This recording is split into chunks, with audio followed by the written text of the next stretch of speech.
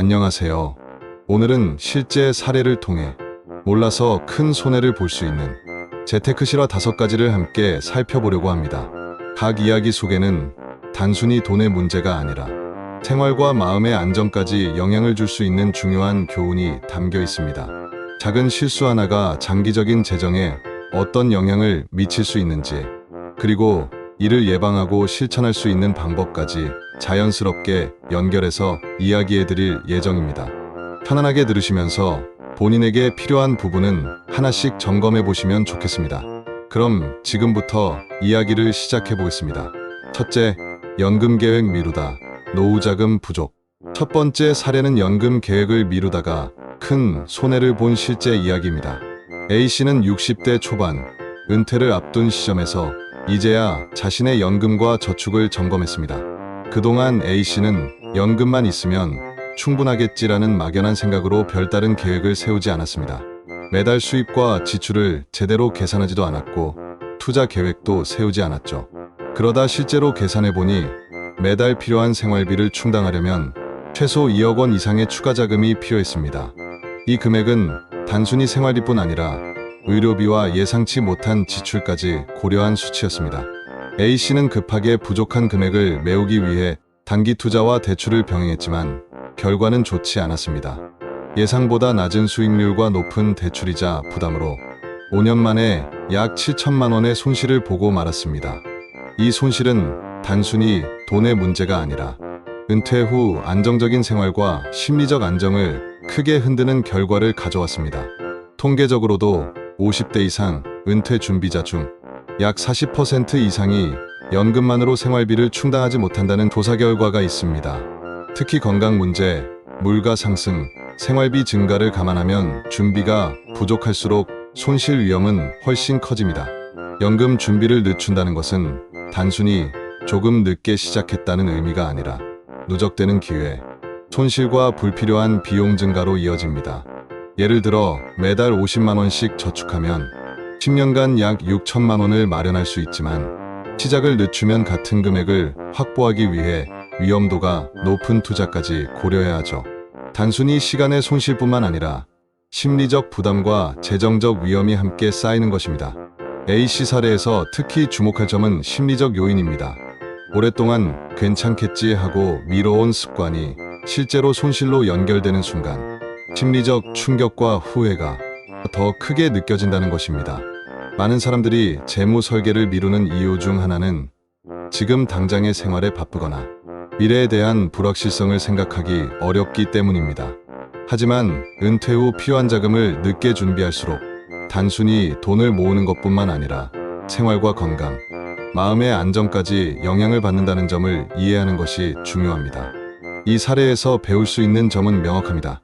노후 자금은 준비를 늦출수록 손실 위험이 커진다는 것, 그리고 작은 실천이라도 지금 시작하는 것이 장기적으로 안정성을 크게 높일 수 있다는 점입니다. 실제로 생활비와 자산 상황을 점검하고 필요하다면 전문가에게 상담을 받아 작은 금액이라도 자동이체 저축이나 소액 투자부터 시작하는 사람들은 은퇴 후에도 심리적 안정을 유지할 수 있었습니다. 매달 조금씩이라도 저축과 투자를 습관화하면 단기적인 부담은 있지만 장기적으로 큰 안전망을 만드는 셈입니다. 또한 연금 준비를 단순히 숫자 계산으로 끝내지 않고 생활계획과 연결하는 것이 중요합니다. A씨는 처음에는 단순히 얼마를 모아야 하나만 고민했지만 생활 패턴, 의료비, 여행, 취미 등 은퇴 후 생활계획을 구체화하자 구체적인 목표 금액과 실천 방법이 보이기 시작했습니다. 이처럼 재무 설계는 단순한 수치 계산이 아니라 삶의 질과 연결되어야 실질적인 의미가 생깁니다. 마지막으로 중요한 점은 작은 습관 하나가 장기적인 재정 안정에 큰 차이를 만든다는 것입니다. 연금이나 저축을 미루다가 손해보는 사례는 주변에서도 쉽게 찾아볼 수 있지만 조금만 빨리 시작하면 충분히 예방 가능합니다. 지금이라도 자신의 자산과 생활비를 점검하고 필요한 조치를 하나씩 실행하는 것이 가장 현실적이고 효과적인 방법입니다. 작은 변화가 쌓이면 은퇴 후의 삶은 훨씬 안정적이고 여유롭게 유지될 수 있습니다. 오늘 이 이야기를 듣는 당신도 지금 당장 작은 실천부터 시작해보세요. 둘째, 단기 고수익 투자에 속아 손해. 두 번째 사례는 단기 고수익 투자에 현혹되어 큰 손실을 본 실제 이야기입니다.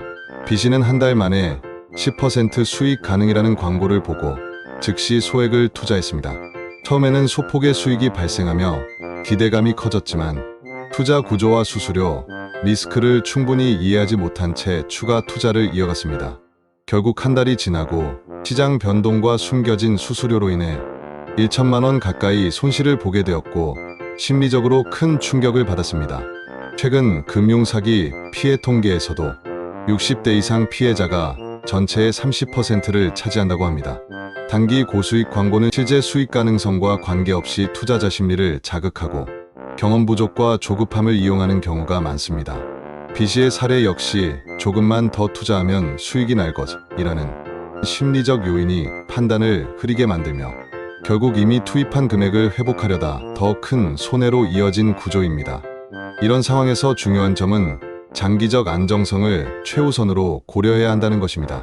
단기 수익에 현혹되기보다는 현실적인 장기 수익 목표를 설정하고 투자 상품의 구조와 위험도를 충분히 이해하는 것이 필수입니다.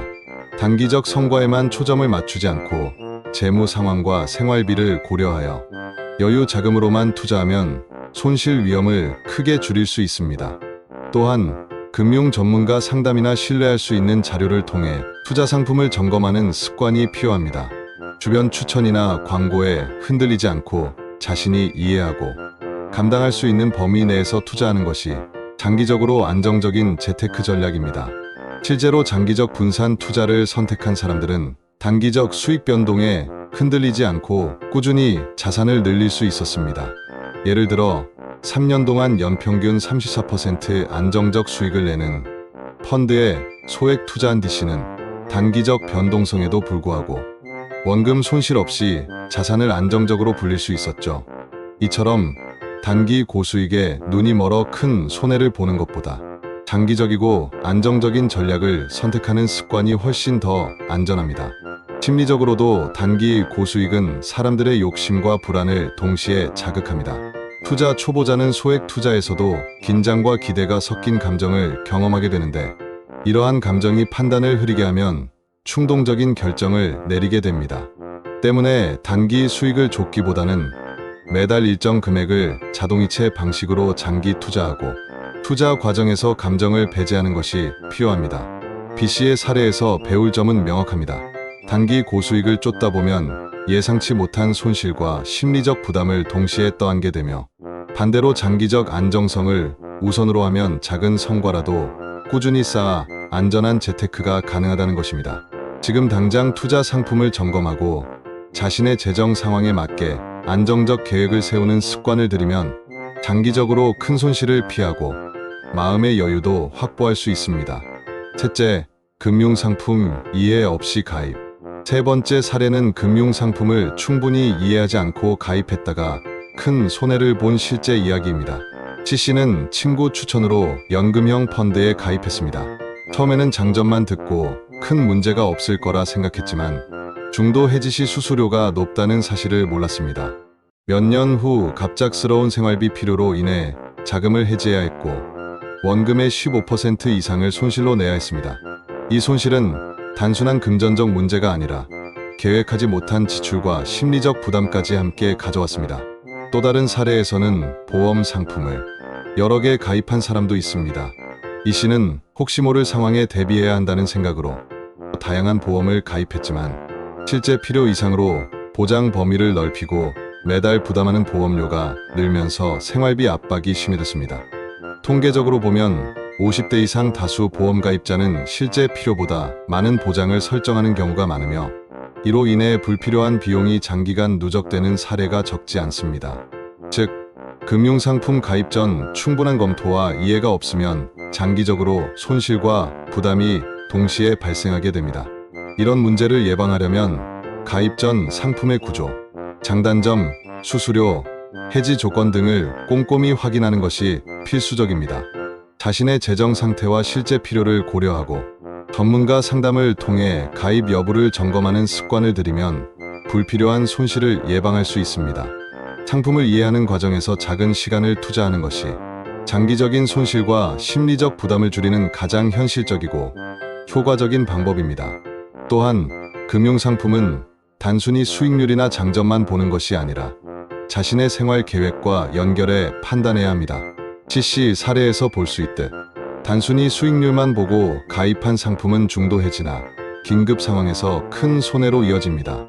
반대로 상품의 장단점을 충분히 이해하고 자신의 생활비와 지출 계획, 예상 수익과 위험도를 점검한 뒤 가입한 경우에는 같은 투자 환경에서도 손해를 크게 줄일 수 있습니다. 심리적으로도 사람들은 주변 추천이나 광고, 초기 수익 사례에 쉽게 현혹됩니다. 하지만 작은 유혹이라도 장기적으로 재정 구조를 흔들 수 있다는 점을 인식하고 냉정하게 판단하는 습관을 들이는 것이 중요합니다. 실제 금융 전문가들은 가입 전 2-3일 정도 충분히 고민하고 이해가 안 되는 부분은 반드시 질문하라고 조언합니다. 이런 과정을 거치면 작은 실수로 인한 장기 손실을 예방하고 심리적 안정까지 확보할 수 있습니다. 결국 금융상품 가입은 단순한 선택이 아니라 삶의 일부와 연결된 결정입니다. 작은 선택 하나가 장기적으로 큰 차이를 만들 수 있으며 몰라서 손해보는 사례는 주변에서 흔히 발견되지만 조금만 신중히 검토하면 충분히 예방 가능합니다. 지금이라도 자신이 가입한 금융상품을 점검하고 필요하다면 구조를 이해하고 조정하는 습관을 들이면 장기적으로 안전하고 안정적인 재테크 생활을 유지할 수 있습니다. 넷째, 특정 투자 올인으로 위험 노출. 네 번째 사례는 특정 투자에만 몰두하다가 큰 손해를 본 실제 이야기입니다. D씨는 부동산 투자만을 인생 재테크의 중심으로 두었습니다. 처음에는 안정적 수익을 내며 만족스러웠지만 금리 상승과 특정 지역, 경기 악화로 인해 부동산 가치가 하락하면서 전체 재산의 30% 이상을 잃게 되었습니다. 처음에는 한 분야에 집중하면 안정적이다라고 생각했지만 실제로는 특정 투자에 몰입하면 예상치 못한 위험에 전 재산이 노출될 수 있다는 현실을 마주하게 되었습니다. 주식에 올인한 사례도 있습니다. FC는 주식 투자에만 집중하며 장기적 분산 투자보다는 특정 종목에 몰입했습니다. 처음에는 수익을 내며 흥분했지만 시장 변동성과 불확실성으로 인해 단기간에 큰 손해를 보고 심리적 충격까지 받게 되었습니다. 통계적으로도 50대 이상 투자자의 약 35%가 한 분야에 과도하게 몰두하여 손실을 경험한 것으로 나타났습니다. 이처럼 한 분야에 집중하는 습관은 작은 실수나 시장 변화에도 큰 위험으로 이어질 수 있습니다.